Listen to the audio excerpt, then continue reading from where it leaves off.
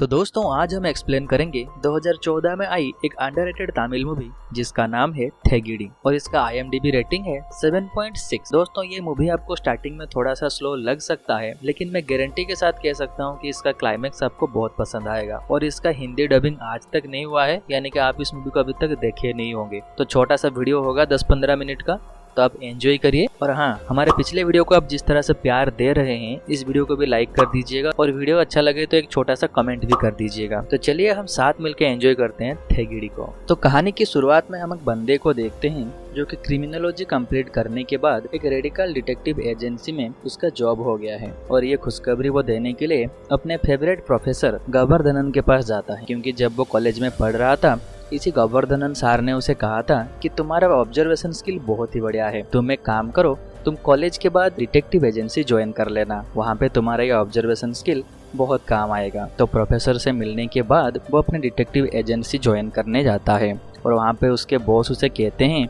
कि देखो, हमारा डिटेक्टिव एजेंसी इंडिविजुअल इंश्योरेंस और बैंकिंग सेक्टर के लिए काम करता है। जब भी इन्हें अपने किसी भी एम्प्लॉय के ऊपर डाउट होता है वो इनका डाटा कहीं और बेच रहा है, तो वो हमें हायर करते हैं और हम उस बंदे का A to Z डिटेल्स निकाल के उस क्लाइंट को दे देते हैं। बस हमारा काम इतना ही है। और याद रखना, किसी भी क्लाइंट के ज्यादा करीब मत जाना, हमें उनके साथ कोई भी फ्रेंडशिप नहीं बनाना है और हमारा काम दूसरों की नजरों से बचते हुए करना है। फिर हम देखते हैं बैटरी अपने काम में लग जाता है और बहुत सारे लोगों का डिटेल्स कलेक्ट करके कल डिटेक्टिव एजेंसी को सौंप देता है। यही डिटेल्स कलेक्ट करने के प्रोसेस में वो एक कमला कानन नाम का एक बंदे के घर में भी जाता है। जब वो घर पे नहीं होता है, उसका फ्लैटमेट रहता है, उसके घर में एक रिकॉर्डिंग डिवाइस लगा देता है। कुछ दिन बाद जब वो उस रिकॉर्डिंग डिवाइस को लाने के लिए जाता है, वो देखता है वो घर बंद होता है, वो कंपनी के काम से कहीं बाहर गए हुए हैं। फिर वो सोचता है मैं चुपके से दरवाजा खोल के अंदर चला जाऊंगा और वो डिवाइस लेके चुपके से यहाँ से निकल जाऊंगा। वो दरवाजा खोल ही रहा होता है, तभी एक लड़की उसे देख लेती है और वो लड़की इसे चोर समझती है और भेट्री भी उसे देख लेता है और वो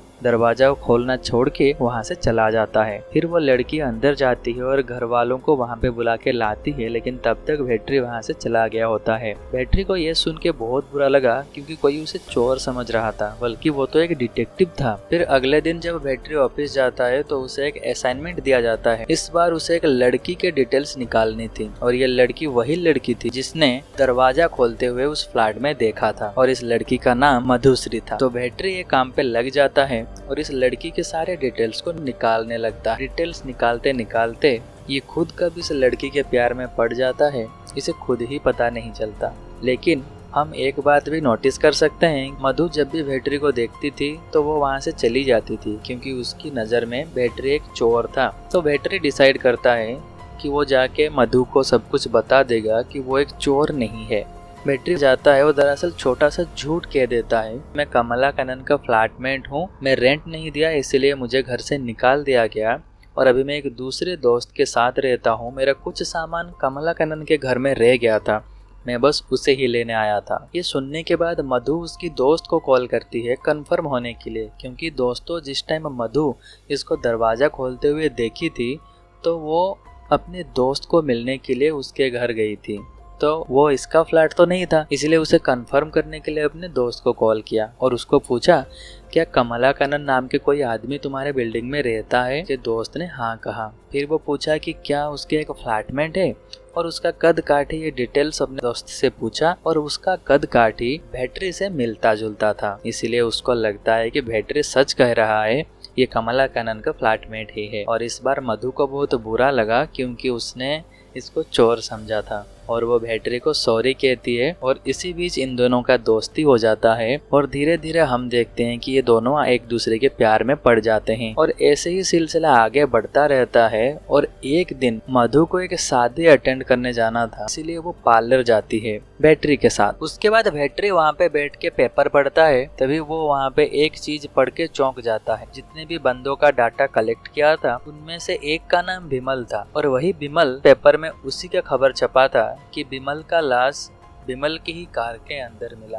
ये देख के उसको थोड़ा अजीब लगता है कि कुछ दिन पहले ही तो मैं इसका डाटा कलेक्ट किया था और आज उसका डेड बॉडी उसके कार के अंदर मिलता है। तो उसको ये बात खटकता है। दोस्तों शायद मैं आपको ये बात नहीं बताया हूँ कि उसके जो बॉस हैं उनके नीचे शैलेंद्र काम करता है। तो ये शैलेंद्र को कॉल करता है। शैलेंद्र एक मीटिंग में होते हैं तो उन्हें कॉल करके कहता है, सर विमल नाम का जो बंदा मैंने उसका डिटेल्स आपको दिया था ना, तो अभी न्यूज़पेपर में मैं पढ़ रहा हूँ कि उसका मौत हो चुका है। तभी शैलेश सर कहते हैं, देखो बेटरी, हमारा काम सिर्फ ये था कि हम डाटा कलेक्ट करें। किसी भी कारण से अगर उसकी मौत हो जाती है तो इसमें हम क्या कर सकते हैं। ये कह के शैलेश सर कॉल कट कर देते हैं। लेकिन भेट्री को यहाँ पे सुकून नहीं मिलता। वो जाके अलग अलग अखबार में देखता है कि सभी अखबार में ये छपा था। उसको ज्यादा आश्चर्य ये होता है कि अखबार में जो डिटेलिंग के साथ ये सब लिखा होता है ना, ये सारे डिटेलिंग वही अपने रिपोर्ट पे लिखता था और रेडिकल डिटेक्टिव एजेंसी को सौंप देता था। फिर वो अपना फैक्ट चेक करने के लिए शंकरन नाम का एक बंदे के पास जाता है और इसी का डिटेल्स भी भेट्री ने कलेक्ट किया था और अपने डिटेक्टिव एजेंसी को दिया था।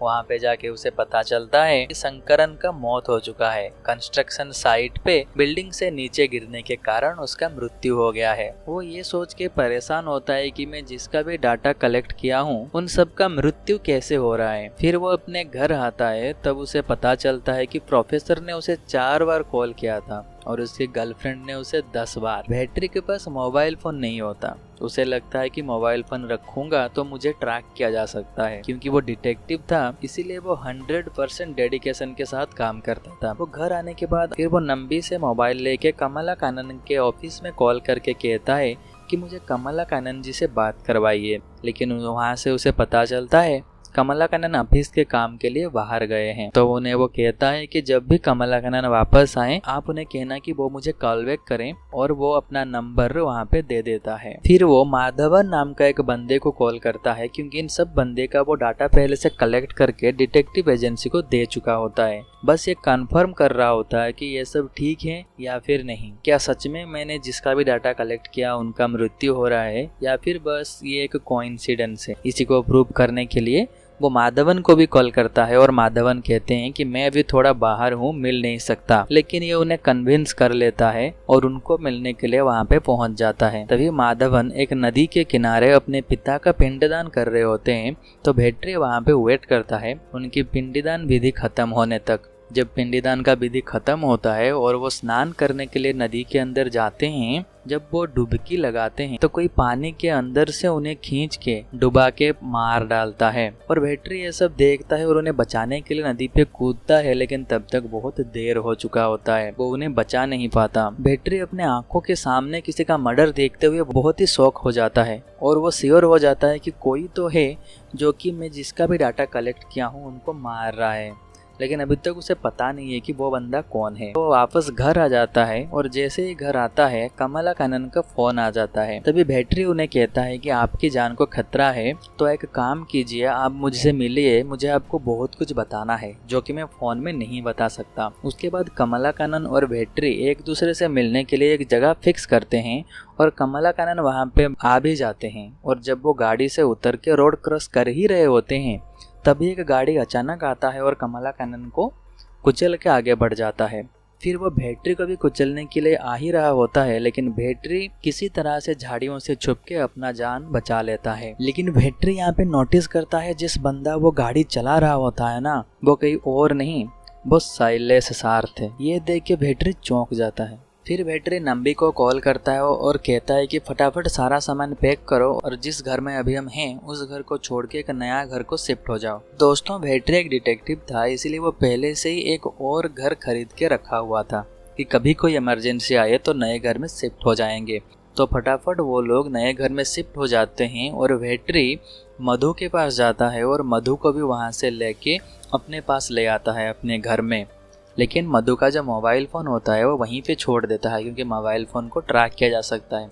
आप सोच रहे होंगे कि ये मधु को क्यों लाया।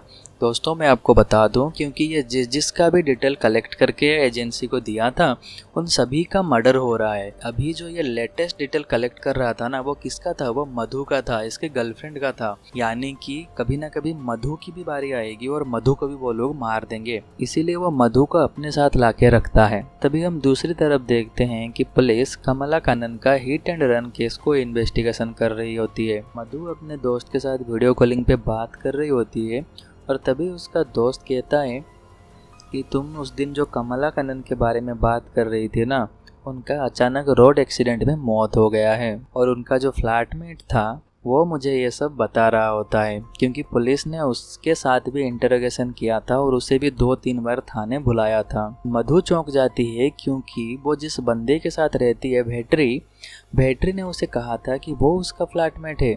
लेकिन यहाँ पे मधु को पता चल जाता है कि भेटरी उसे झूठ कहा था। हम देखते हैं वो उसके दोस्त को वापस वहाँ पे बुला लेती है और वो अपने दोस्त के साथ भेटरी का घर छोड़ के चली जाती है। फिर हम देखते हैं भेटरी रेडिकल डिटेक्टिव सर्विस के ऑफिस जहाँ पे था वहाँ पे जाता है। लेकिन मजे की बात यह थी कि यहाँ पे तो अभी ऑफिस है ही नहीं, क्योंकि उस ऑफिस का हाल अभी ये था कि कोई देख के बता भी नहीं सकता कि कुछ दिन पहले यहाँ पे एक डिटेक्टिव एजेंसी था, यानी कि सब कुछ गायब कर दिया गया होता है। तभी जो पुलिस इन्वेस्टिगेशन कर रहा था कमला कन्नन के हिट एंड रन केस को, तो कमला कन्नन के कॉल हिस्ट्री को जब लोग वो देखते हैं तो उन्हें पता चलता है नंबे नाम का किसी बंदे के साथ उनके लास्ट टाइम पे बात हुआ था। और ये नंबर जिस बंदे के नाम पे रजिस्टर है उसने थोड़ी दिन पहले ही इसी घटना जिस दिन घटा उसी दिन ही वो अपना घर को शिफ्ट किया है। एक नए घर में वो लोग चले गए हैं, तो इसीलिए पुलिस का शक पूरा इनके ऊपर जाता है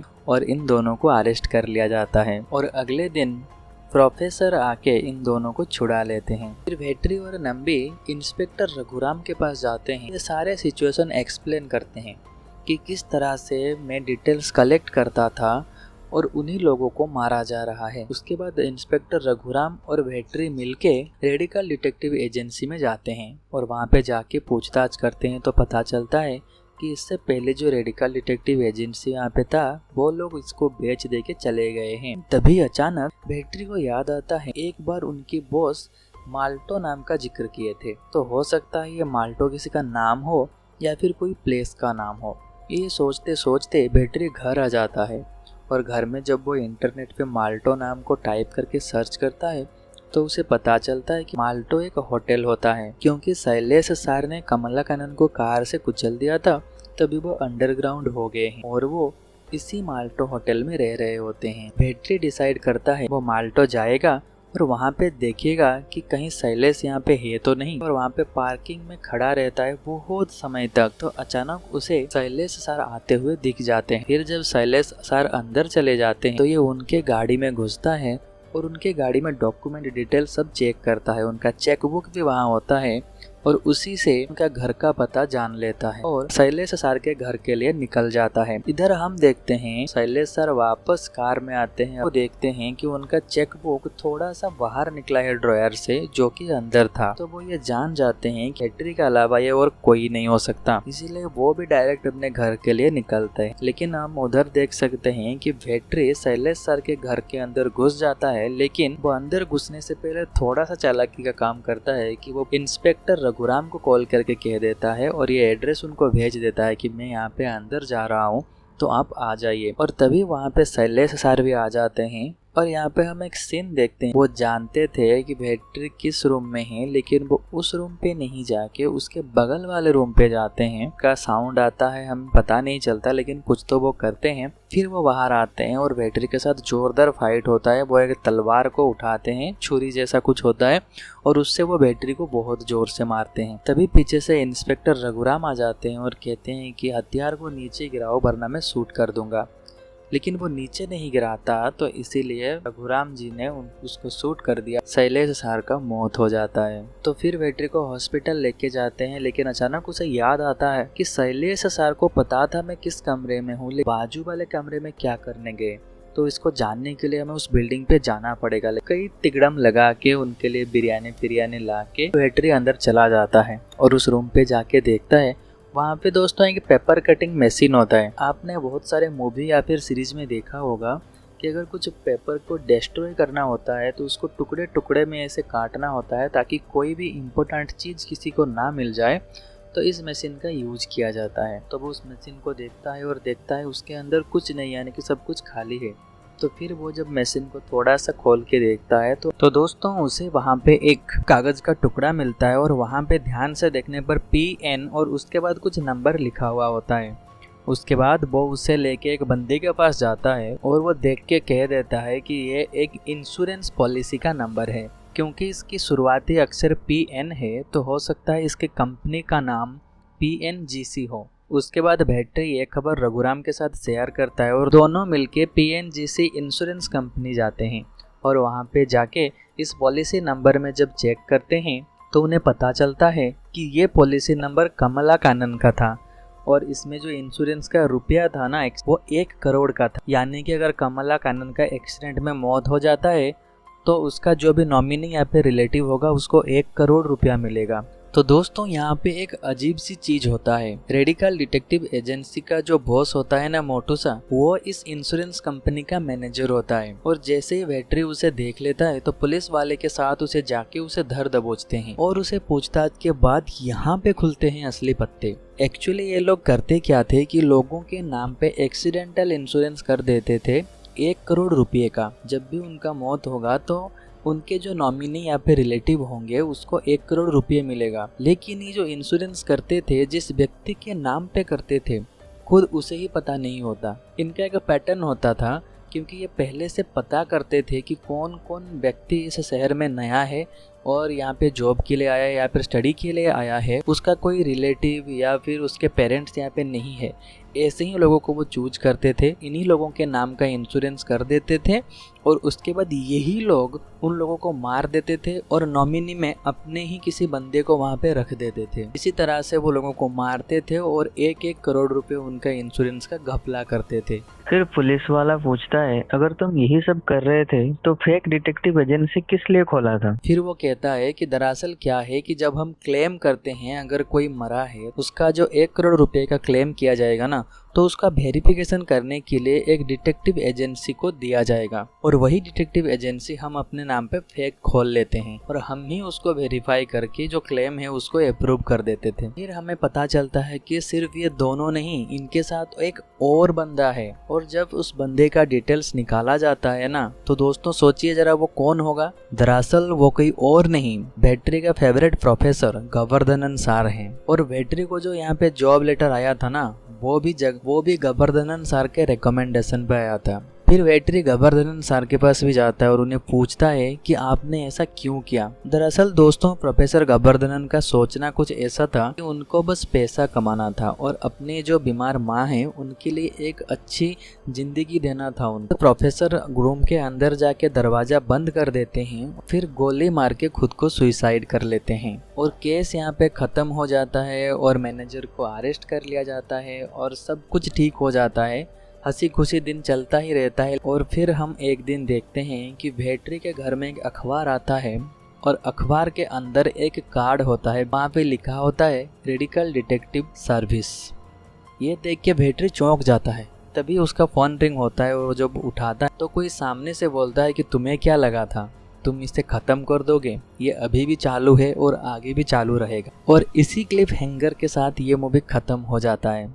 तो दोस्तों अगर आपको ये एक्सप्लेनेशन वीडियो अच्छा लगा तो इस वीडियो को लाइक कर दीजिए, चैनल को भी सब्सक्राइब कर दीजिए और हाँ आगे भी ऐसे वीडियो देखने के लिए जुड़े रहिए हमारे चैनल के साथ।